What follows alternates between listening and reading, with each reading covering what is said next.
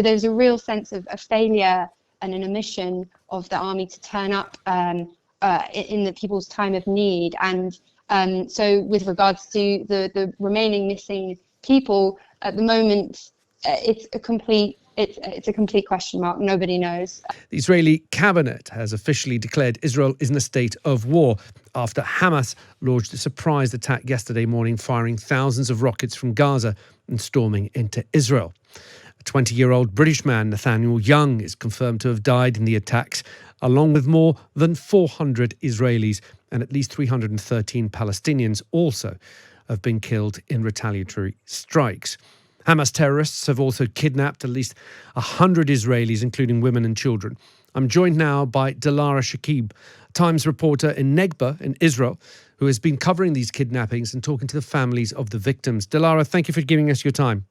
I'd love to kind of share what I've been seeing here in Negba, which is about 21 kilometers from Sderot, which is actually one of the places where yesterday the most horrific kidnapping stories and killings were coming from.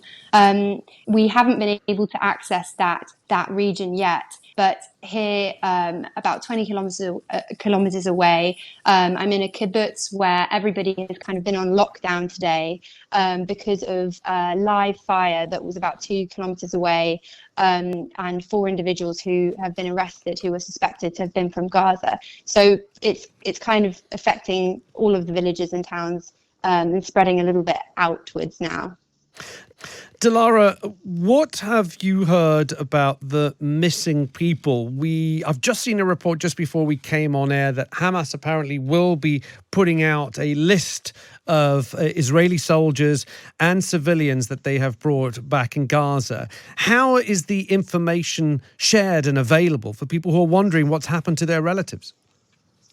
Well, funnily enough, I think this is the critical thing I'm hearing here, is people feel incredibly upset with the way things are being handled. They are saying we don't have any information. We don't have any information at all. People are crying actually here in this kibbutz because they have heard of people who are missing and they just haven't received any official lines. So there seems to have been a breakdown in communication, and not only that, in the hours of yesterday when people were going onto local media and crying out for help, in particular from Sderot, which I heard about, people were saying, it took the army hours to get here.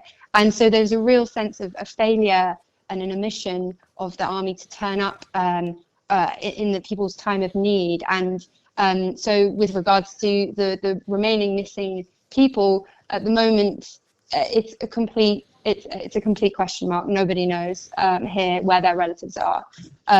So people are gathering information from each other, but there is, even between the different kibbutzes and villages here, there's been breakdowns of communication. So the sources of news are really limited.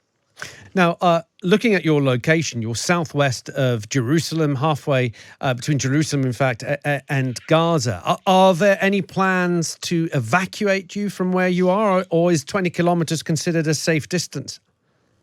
No, it's safe here, and I think we plan to continue on and try to get closer to the villages and towns that were impacted yesterday by these kidnappings.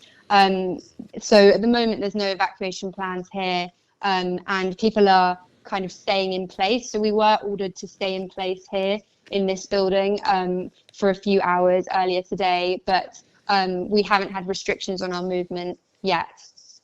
Okay.